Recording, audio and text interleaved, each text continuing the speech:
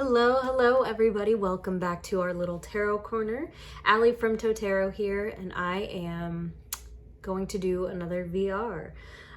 Today's VR comes from Lunaria33, and she created the hashtag Elemental Decks, in which she goes over decks for each of the four elements: earth, air, fire, and water. And then she also added two categories, being shadow and light. So darker decks and obviously lighter decks. She was pretty loose with the stipulations of this tag. So she said you could do tarot, you could do oracle, you could do a combination, which is what I've done. You could show one deck for each category, two for each, 6 for one, and 7, 9 for the other. It doesn't matter. So she's kind of left it open to our interpretation, and I'm kind of excited. So let's jump right in. So the first element is going to be earth. As a Virgo sign, that's where I want to start. So creme de la creme, one of my favorite decks that I feel represents the element of earth is my Antique Anatomy Tarot. I've showed you guys this one before, but I really truly feel like this is a great deck that represents earth. It's all bodies, right? It's the very foundation. So to me, what's more natural than bones? So for that, I have chosen to stick this in there as an earth deck. Also, I'm gonna go ahead and put a little disclaimer in here. My decks show nudity. That it just is what it is. I have no problem with nudity in my decks. The human body is the human body to me, and so that's not something that disturbs me. But if that's not something you're into, then this might not really be the video for you. But just 2 more cards here of this Antique Anatomy, and then we'll move along. Okay, moving right along. So then the next deck is a deck that I've also talked about, and it is a deck actually that I spoke about on my very last VR, and that is the Terra Volatile. Now this is the new edition that I was talking about getting. It came finally, and I'm so in love with it. I also got the expansion pack, and it's been a lot of fun seeing people selecting the cards out of the expansion pack that they were going to put in, and kind of how they sorted it all. I watched Danny Mystic sort through hers, and I watched my friend Krista over at Adventures in Metaphysics, who is so talented. I've gotten several of her wonderful bags now, and I've been speaking to her a lot. We talk, I'd say, pretty close to every day, if not every other, and she's just wonderful. I adore her. So I watched her flip through her expansion and sort hers in, and it was a lot of fun. And I have obviously sorted through mine and made my deck my own. I love some of the extra cards that were in it this time. Like this one says, you're asking all the wrong questions, or you are asking the wrong questions. And that was a card that I opted to leave in. Again, this is just one of those high art, fine art decks that really speaks to the element of earth, I feel. And it's stunning, and it's one of my favorites. And there's also the extra vessel suit, which I have opted to leave in. Still learning to work with those, but those do represent the 5th element of ether, or kind of like spirit. And it's been a lot of fun learning how to work with those as well. So that is the Terra Volatile. I cannot get enough of this deck.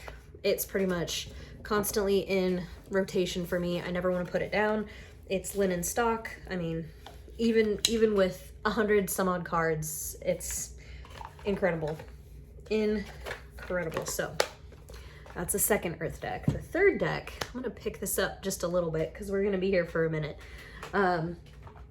is actually an oracle, and it is the Woodland Warden's Oracle. I'm kind of finding that I am leaning more into working with oracles. It's not something that I've found I do too much in the past, but I do recently really like combining the system of tarot with oracle and kind of supplementing my readings. So this one, oh, here are the backs. I don't know that I showed the backs for either one of those. I'm sorry, I'll start showing backs, but they're also relatively well-known decks too, at least the Terra Volatile. So I like this deck because I'll use the same information or the same remarks as I've seen left by other people, but I really enjoy the fact that it combines animal with plant. And so like each card, it's not only ladybug, it's the ladybug and sweet pea. I'm reading backwards. Yeah, sweet pea. So it's very earthly centered, but in multiple ways, which I find is awesome. You can lean more into the plant represented on the card or the animal, or take a message from both. It's kind of however you want to do it. So just an incredible deck. What else is there to say? I'm also really looking forward to the Southern Botanic Oracle. If you've seen the Southern Gothic Oracle, which is something that I have buried in there somewhere, that creator has come out with a botanical deck, which I'm currently waiting on. It was a Kickstarter, so I'm anxiously awaiting that deck. That'll be a really fun plant energy deck, I feel. So that'll probably be high on my priorities too, but for now, Woodland Wardens is pretty high up there. Okay, so now let's dive into the element of fire. I also personally have a lot of decks that I feel represent fire. I like decks that have attitude. I like decks that really give you an intense energy, a bright energy and passion, and kind of light you up, to use that cheesy expression. And one of my favorite oracles for that is my Kali Oracle by Lana Fairchild. This deck, y'all, I'm finding that Kali is definitely a deity that I love working with. Here are the backs. They also make these in a mini form, but the large book carries a guidebook. It has a guidebook rather, and the minis have smaller messages on the back. So like one side is an image, one side is a message. I don't know how I feel about that, but anyway, getting off on a tangent. Kali is definitely an entity that I really enjoy working with. She is nothing if not passionate. She is pretty much the tower personified. She will absolutely destroy things in order to break them down and build them back better. So she will straight wreck your shit in order for you to get to a certain point that you need to be, so that you improve and you get better. She's not a sweet, nurturing energy. She is fire. She is passion. She is going to clear the things out that no longer serve you, no matter how much it hurts, because it may hurt now, but you will grow from it. You will learn from it. You will be better for it. So she's not a gentle, caring personality. She certainly can be. It's all done out of love, but she is not a coddler. She is going to get you there whether you like it or not. So that's my first fire deck, is the Kali Oracle. Next deck honestly could have been represented by both fire and water, and that is my Tarot Avatara by Gabby Angus West.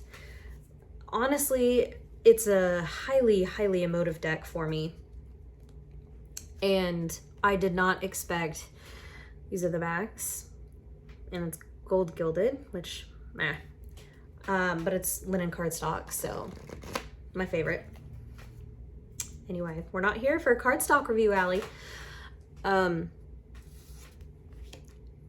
I watched Candy Soul & Soil's flip through of this deck, and I mentioned before how the guidebook for this deck is written in diary form, and it is written in the voice of Frida Kahlo.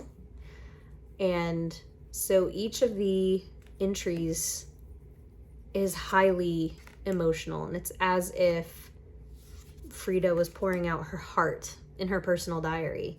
And I was watching Candy Soul and Soils flip through this deck, and she was reading the guidebook entries for certain cards. Y'all, when I tell you that I was sitting there bawling my eyes out, it's so deep and so intense. Frida Kahlo was, oh God, I'm learning more about her as I use this deck, and her spirit was just incredible. She was, I don't know who described her, I forget, but someone described her as an atom bomb tied with a ribbon, or a nuclear bomb tied with a ribbon. And so that's on the back of the cards. Very apt. I feel I kind of don't use this deck too often. I do, and I love it, and I flip through it and hold it all the time, but I save it for those moments where I am prepared to get deep and to get kind of worked up, to get myself lit on fire a little bit and feel some feels. So phenomenal deck, and that is the Tarot Avatara by Gabby Angus West. Another deck is the Crimson Asteria Tarot, and this is by Amanda Spicer, who runs Pranic Forest. Hello, boys. Okay, go. Sorry about that. If I don't lock them in the room with me, then they're out there playing, and that always seems kind of mean, so I just kind of let them go here and there, but they're gone. Sorry about that. Anyway, Pranic Forest, and this is the same creator of the Crimson Asteria Tarot.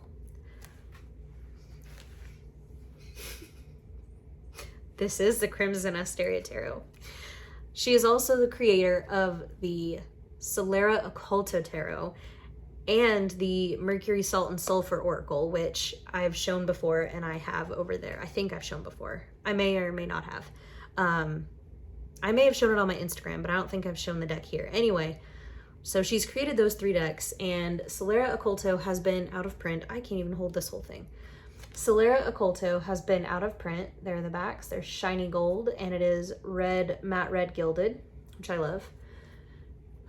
If I could ever get a point across, y'all, it's Friday. I am tapped out. I've been helping move someone all day, and here we are. Forgive me if I'm not eloquent. Let's circle back, Allie. Circle back. She created the Solera Occulto Tarot, which has been out of print for a while, and I got this while it was funding on Kickstarter, and I got it as kind of a way to scratch the itch for Solera Occulto. It's worked and it hasn't. It is a beautiful, beautiful deck, but as you can see, it is all in red tones, and so it is very, very passionate, very intense, very in your face, and it's wonderful. It's such a great tool, but I really am hoping that when she reprints the Solera Occulto Tarot that I will be able to pick that up, because that was more of golds and yellows and kind of earth tones and blacks and, you know, like khaki browns, and it was a lovely, lovely color palette. And so I am very, very anxious to finally get my hands on that deck. But in the meantime, this has in and of itself proven to be a very, very incredible deck, and that is the Crimson Asteria Tarot. Now let's dive into water. These are some decks that really pull emotions out of me, and they can also be decks that are literally based in water. So the first one is an unfortunately out of print deck that I've showed before. It is the Healing Waves Tarot. This is the quintessential ocean deck that I have. The backs look like reflection off water. The sides are matte baby blue coated edge. The cardstock on this is really interesting. It's like rose petal, but it's not quite as sticky, and it fans easier, so it's pretty great. But this deck obviously is completely ocean themed. I won't spend too long on it because I've shown it before, and it is out of print. But very much, ooh, hello, very much like a day at the beach. And each of the suits correlates to certain animals. So the earth suit is pearls, and it is focused on turtles and crabs. The wand suit is represented by salamanders. The there's a little baby turtle hatching. Let's see. Let me see another one. Let's see if I can find one. The water suit, or the cups, are represented by jellyfish. And the art in this deck, and the air suit is all birds and arrows. Seabirds specifically. The art on this deck, oh my gosh, look at this High Priestess. The art on this deck was painted with ocean water and watercolors, and it's just beautiful. What else is there to say? Very, very lovely, watery, oceany, summery feeling deck. That is the Healing Waves Tarot. My second tarot deck for water is in this lovely tattoo mermaid bag, and that is the Mermaid Tarot by Lisa Robertson, I believe. It is the Llewellyn deck, mass market deck. These are the backs. Surprisingly, it's actually a very, very deep deck as well. You know, you see the artwork and you feel like it might kind of be like, you know, the Little Mermaid or something like that, but it's actually, it's an intense reader, and it can be very emotionally pulling when I work with it.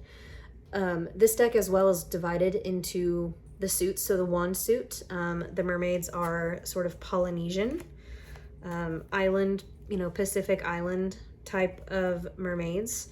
The pentacle suit is obviously more earthy, and it's represented by like fresh water and creeks and rivers and the mermaids that live there. The cups, let me see if I can find it. What I really like too about this deck is that even underwater, like these are underwater volcanoes, but so they've conveyed water, or I'm sorry, they've conveyed fire underwater. Phenomenal. The art in this deck is just stunning. And then the cups is kind of like more on the coral reef. It's a little bit more tropical feeling. It's a little bit busier, I think. And then the sword suit is like those mermaids are from the Arctic, and so there's lots of ice and polar bears and kind of cool tones. It's an incredible deck. This card literally does make me think of the Little Mermaid. Look at this stuff. Isn't it neat? Yeah, it's pretty cool. Sorry for my abysmal singing, but that is the Mermaid Tarot. Ooh, hold on. I just saw one of the cards that I mean when I'm talking about emotional. This is the Hanged Man. It's a mermaid caught in a fisherman's net. That's screwed up, man. So it pulls at your heartstrings. It's not all fun and games. So that is the Mermaid Tarot. And for an oracle deck for the water suit, I have chosen a deck once again that I have shown here before, and it's my Reclaim Oracle. Now, the Reclaim Oracle is a deck that essentially does focus on different, Coda Bear, it's okay. You being a good guard dog? It is a deck that essentially, well, it's chunky to begin with. It's hard for me to hold, but it focuses on emotions, and it's able to bring out a lot of feelings whenever you use it. It's got words that are great and uplifting and warm and happy and comfortable, but then it doesn't shy away from those, you know, quote unquote sad words or difficult emotions. Like this one is absence, and this one is envy, and there's pure sadness, and there's loss. I mean, this is really trying to prove my point for me. But then there's presence and passion. It just goes with so many decks because the art is simple, and it's, you know, pastel pink and black, and it works with so many things and is really able to bring to the forefront of my mind and my reading what I'm feeling without me even totally being aware. It kind of gives my emotions that voice, I think. So that is the Reclaim Oracle. I love it, I love it, I love it. And this is by Marion Constantine Marion Constantine of Little Darkness. She also created the Lunaria33 Tarot, which I do have. Still getting to know that one. I've had it for a minute, but it just hasn't been one that I've reached for a ton, but she makes great decks and they're fabulous. Okay, gosh, Allie. Now let's go to the final element of air. The first deck that I've also heard other people use for this type of element is the Fountain Tarot. This deck to me definitely feels like masculine energy, and it feels very ethereal and airy. Here are the backs, and it's silver gilded. The style of artwork in this is really, really interesting. It's kind of otherworldly, and it definitely makes me think of being like up in the air. It's light. It doesn't feel like heavy art. I mean, look at the art itself. Like, the person in this Knight of Swords is moving so quickly that you can barely see them, and they're a blur. It's all air. And again, definitely a masculine feeling deck to me. Kind of cold, but not in a bad way. Just very sure of its words, sure of its meaning. It does not need clarifying, ever. And it means what it says. Very, very direct communicator. And it's just incredible. So that is the Fountain Tarot. And I actually don't even know who the Fountain Tarot is by. I know it's mass market. It says roostbooks.com, which I guess is the publisher. Let me see who printed it. I mean, it's mass market, so you can obviously still find it, but let's see who. Okay, it was created by Jonathan Saiz, S-A-I-Z, written by Jason Gruhl, I guess, did the guidebook, and designed by Andy Todaro. Yeah, so anyway, that's the Fountain Tarot. The next air deck is going to be a deck that I recently got, and it is because it is literally a deck based on air and space and the constellations, and that is my Compendium of Constellations. And this is by Claire Goodchild at Black and the Moon, who also does Antique Anatomy and the Memento Mori Oracle, which I've shown both of those. And this is a new oracle to me. It's all about constellations, obviously. And I like this deck because it does bring kind of a celestial energy to my readings, and it's got keywords at the bottom. So whereas her indie version of this deck, which I also do have, didn't have any keywords, it just had like the name and the art. While that's beautiful and everything, I really appreciate this version because it also gives you a keyword. So it gives you somewhere to go with that. Now, it still certainly gives you the opportunity to learn.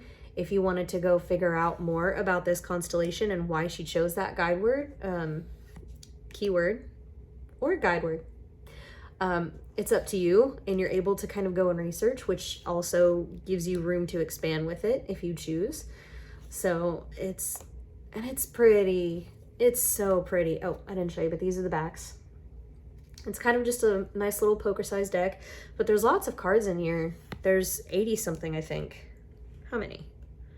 88 constellation cards and 2 star cluster cards. So a 90 card deck, a 90 card oracle. Can't be mad at it. So that is the Compendium of Constellations. The final air deck is a deck that I actually created myself, not literally the whole deck, but I combined 2 decks that I owned to create one massive one. And this is my Liminal Space Oracle. It combines both of the oracles that have been published by, working on getting the guidebooks out here. Anyway, it is the postcards from Liminal Space and their newer deck, which is Visions of the Liminal Space. It is by, come on, Allie. It is by Bakara Winter and Christian Berry, and illustrated by Kaylee Christensen. So I combined both decks because I found, there's my books, oh, Allie. I decided to combine them both because I found that whenever I was using one of the decks, I would have to choose which one to use, obviously, and that kind of gave me a little bit of anxiety to have to choose between the two of them, and I didn't want to get rid of either one, obviously, because Postcards is well out of print and hard to get, and I was able to get a copy of Visions in the Liminal Space when they were printing and selling them. It may still be available. But anyway, long story short, I decided to quit making myself choose and just put them all into one big deck. Now the backs, obviously, between the two editions are different. Postcards looks like more of kind of like reminds me of a fingerprint. And then Visions in the Liminal Space is kind of a sunflower. So the backs are a little bit different between the versions, but that doesn't bother me. And this is another deck, kind of like my Memento Mori, which is just a beast, so I can't hold the whole thing. But this deck represents air to me because it's just out there. It's just weird, and I love it.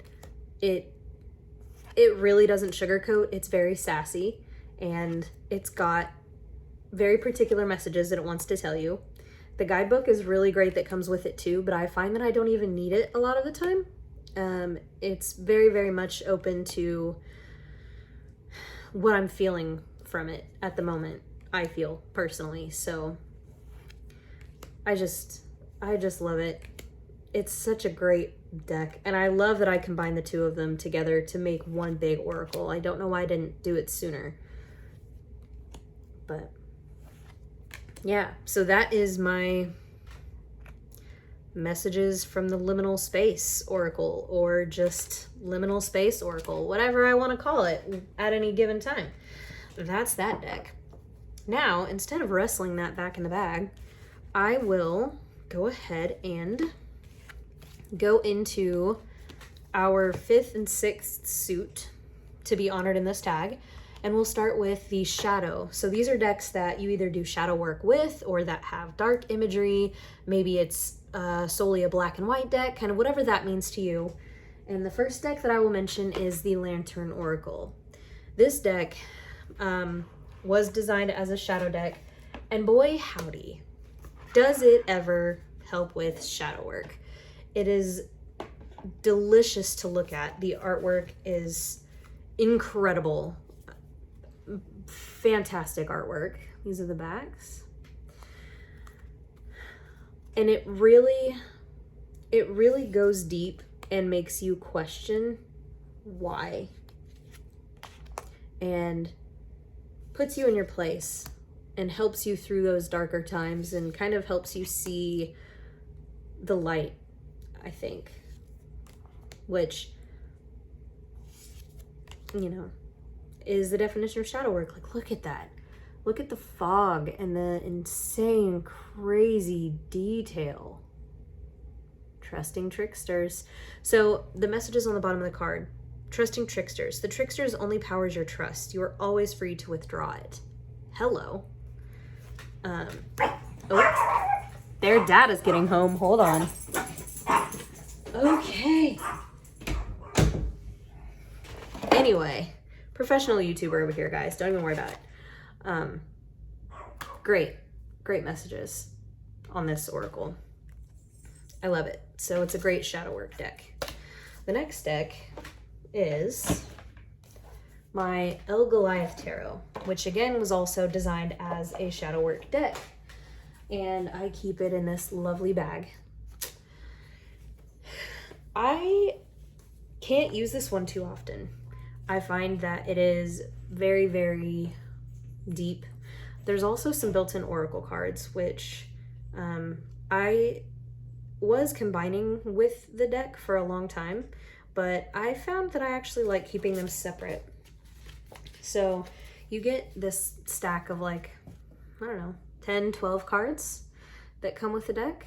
And then, hello, masks, the hidden wolf. But then the deck itself.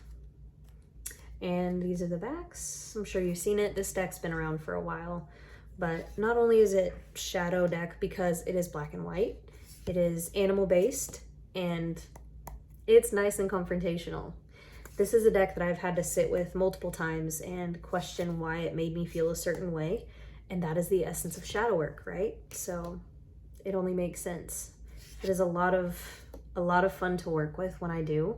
And the detail on these cards, the camera isn't really doing it justice, but I mean, goodness gracious, cover my face. Maybe you can see a little better. No. Anyway, yeah, highly recommend. It's a fantastic shadow deck, and that is the Goliath Tarot. And now 30 minutes in. Okay, well, I hope you grabbed yourself a snack or a drink or something to enjoy. Final category is light decks. So these are decks that one of them is very much so a deck that I've talked about a lot before, and that is my good old Gentle Tarot. This is my linen edition.